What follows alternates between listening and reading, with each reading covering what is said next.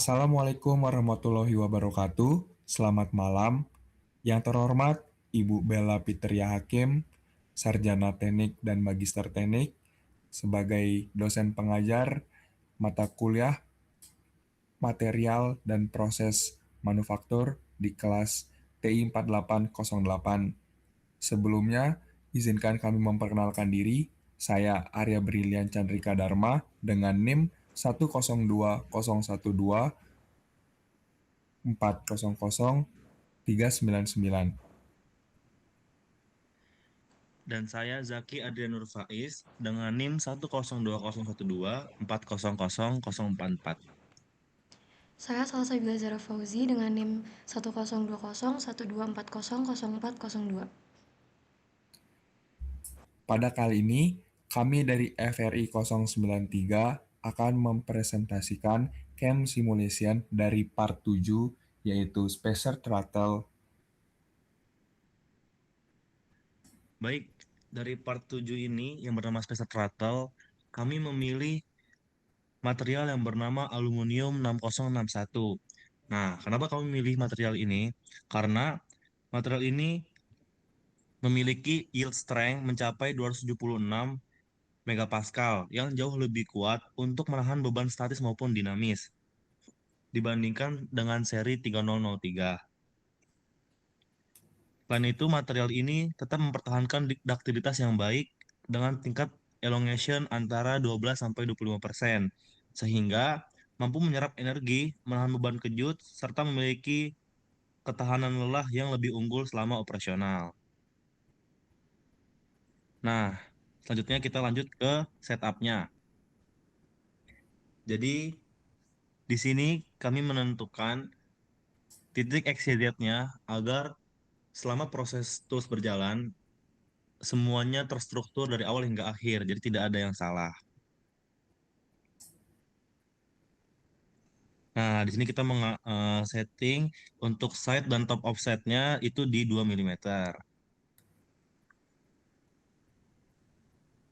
Oke, untuk proses yang pertama, kita masuk ke tahap facing. Jadi, facing ini bertujuan untuk memastikan permukaan benda kerja benar-benar rata, halus, dan memiliki ketebalan yang sesuai sebelum masuk ke tahap detail berikutnya. Nah, di sini kita menggunakan alat yang bernama face mill.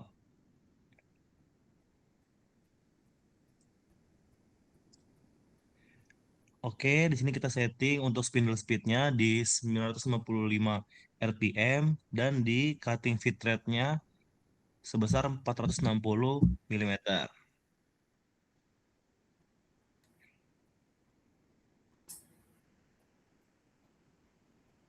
Oke, di sini untuk stock contours-nya, stock selection-nya nah ada di garis yang telah kita pilih.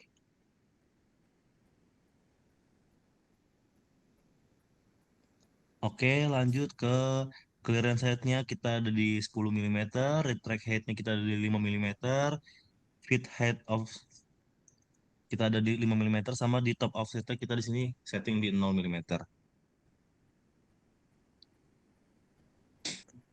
Lalu di tolerance-nya kita ada di angka 0,01 mm dan step over-nya 47,5 mm.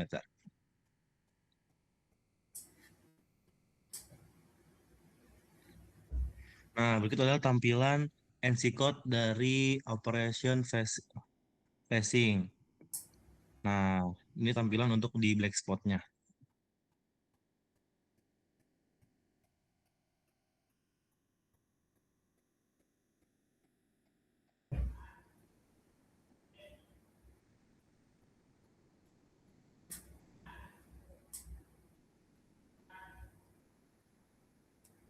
Oke, kemudian proses selanjutnya yaitu ada drill. Nah, jadi drill itu adalah eh, langkah setelah permukaannya rata. Jadi kita tuh ngelakuin center drill yang pertama. Nah, apa sih center drill ini? Tahap ini tuh sebagai pemandu. Jadi pertama-tama tuh kita membuat lubang-lubang awal yang dangkal atau penitik. Nah, fungsinya itu untuk memastikan bahwa pada saat proses pengeboran utama nanti, mata bornya itu tidak meleset atau bergeser. sehingga posisi lubang itu tetap akurat. Nah, ini untuk setupnya sendiri, kita lihat di toolsnya itu yang dipakai, yaitu ada di drill. Kita pakai toolsnya drill, kemudian ini ada diameternya 0,8 mm. Jadi dia tuh masih pendek gitu. Nah, kemudian untuk yang kulitnya kita set di float, spindle speednya kita set di 6110 rpm, kemudian feed rate-nya itu di 736,6, kemudian dari track feed rate-nya itu di 1016 milimeter. Nah, kemudian ada di sini kita lihat yang di hole face-nya ini, selected face, kita lihat hole face-nya itu kita pilih. Jadi kita tuh pilih yang di lubang-lubang yang bakal kita bolongin. Nah, jadi di sini nanti center drill itu kita pilih 4 lubang. Kemudian di sini ada, nah, kita pilih yang clearance height-nya, kita pilih yang retract height, kemudian clearance height-nya itu 10 mm. Kemudian ada retract height-nya, kita pilih yang stock top, kita pakai yang retract height 5 mm. Kemudian yang feed height-nya itu kita pilih top height.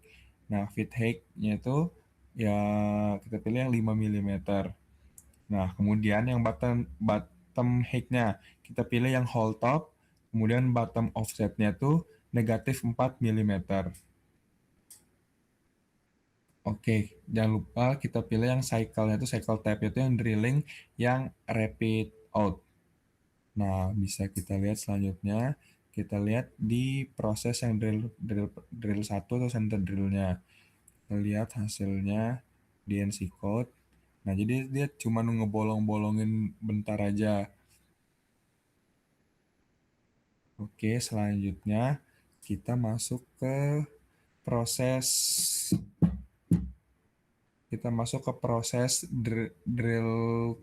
drill kedua. Nah, setelah kita center drill atau kita titik-titikin dulu sebagai pemandu, kemudian ada masuk ke drill. Nah, di tahap ini kita menggunakan mata bor dengan diameter spesifik untuk membuat lubang tembus. Jadi setelah kita titik-titikin sedikit titik dangkal, baru kita titikin tembus sesuai kedalaman yang diinginkan pada benda kerja. Nah, jadi di tahap drill ini kita pakai toolsnya itu nih drill yang 0,8 mm. Nah, kita lihat di sini toolsnya itu lebih panjang karena dia bakal tembus begitu. Nah, kemudian coolant itu kita pakai disable, kemudian spindle speed-nya kita setting di 610 rpm, kemudian feed rate-nya di 49 mm per itu, kemudian retract feed rate-nya di 1000 mm. Nah, selanjutnya di hole face-nya masih kita pilih di lubang-lubang yang bakal kita lubangin. Nah, selanjutnya di clearance height-nya kita pilih yang retract height, masih sama, nggak ada yang berubah. Nah, hole bottom making for hole bottom. Nah, cuman di sini kita centang yang drill tip truk bottomnya. Kita centang. Oke, di sini cycle type-nya kita pilih yang chip breaking. Chip breaking partial retract. Nah, kemudian picking depth-nya kedalamannya itu 2 mm, minimum pack-nya 2 mm, accumulative packing-nya 20 mm, chip break distance-nya 0,16 mm. Nah, setelah itu kita lihat NC code-nya. NC code-nya drill 2. Karena tadi udah dibolongin, nah drill 2 ini juga kita melubangi. Tuh, alatnya jalan, benar-benar dilubangin sampai tembus. Dilubangin sampai tembus. Ya, kita lihat tembus. Oke, seperti itu. Nah, selanjutnya ada di proses sirkular. Oke, jadi tahap selanjutnya adalah circular atau milling melingkar. Operasi keempat adalah circular, di mana operasi ini kita menggunakan untuk membentuk atau memperbesar lubang dengan diameter yang tidak bisa dijangkau oleh mata bor standar. Dengan teknik interpolasi melingkar, mesin bisa menghasilkan lubang besar dengan presisi diameter yang lebih terkontrol. Untuk tools yang digunakan untuk circular sendiri adalah flat mill dengan lebar diameter 14 mm. Untuk coolant-nya sendiri kita memilih yang float dan spindle speed-nya 490 rpm dan feed rate-nya 157 mm. Lalu untuk selection mode-nya kita memilih selected face yang circular face selection yang ditunjukkan oleh bayang-bayang warna biru di layar. Lalu selanjutnya untuk clearance height-nya adalah 10 mm, retreat height-nya 5 mm, top height-nya 0 mm, dan bottom height-nya 0 mm. Lalu kita cek di multiple depths-nya dengan maksimum 1 mm. Lalu selanjutnya adalah NC code yang dihasilkan.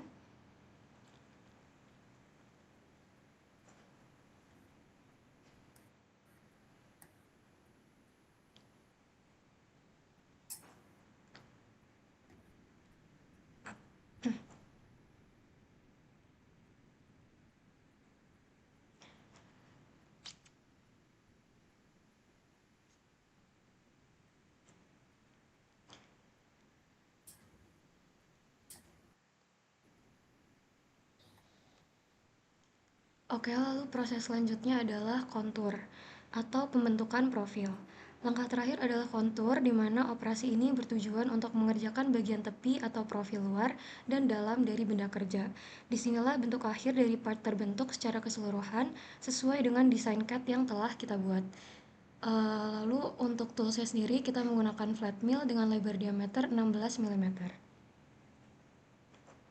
Untuk spindle speed-nya kita gunakan 490 rpm dan feed rate-nya 157 mm dengan coolant disable. Lalu untuk contour selection-nya bisa dilihat di layar yang ditunjukkan oleh garis warna biru.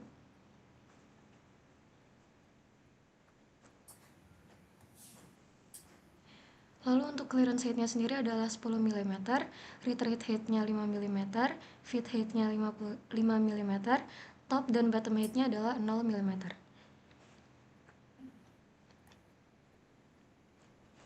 Lalu untuk toleransinya sendiri adalah 0,01 mm, minimum cut dan finishing-nya adalah 0 mm, lalu finish feed rate-nya adalah 157 mm, finishing dan lead end-nya adalah 0 mm, lalu dan kita cek di multiple depths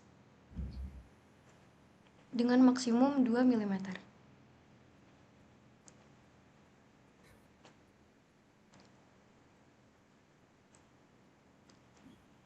Dan kita cek juga di bagian rough final dan order by island, dan juga finishingnya adalah 0,2 mm.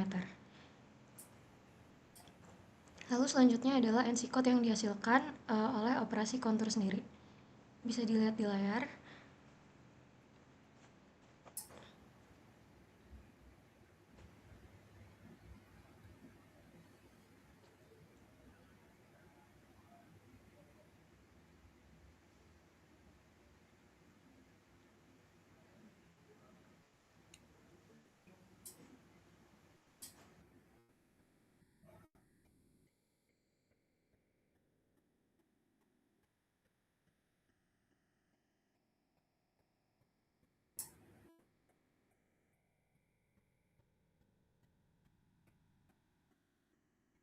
Oke, jadi begitu proses dari facing, center drill, drill, circular, terus 2D contour. Sekarang kita ke simulate hasilnya.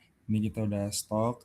Nah, jadi kurang lebih gini. Ini pertama kita proses facing, jadi penghalusan materialnya dulu, pemerataan material. Kemudian center drill untuk penandaan pemandu lubang yang akan dilubangi. Kemudian selanjutnya ada drill, jadi dilubangi hingga tembus. Yes. Setelah itu ada sirkular. Sirkular. Oke, dibuat lubangnya dengan teknik sirkular. Nah, selanjutnya ada proses 2D kontur. Oke. 2 dikontur sampai dia biar berhenti tajam, sudutnya berhenti lancip gitu. Jadi dia kayak chamfer gitu. Oke. Ya, sampai habis. Dia di 2 dikontur sampai habis. Jadi dia bakal bakal berhenti lancip begitu. Oke, selanjutnya ada kesimpulan.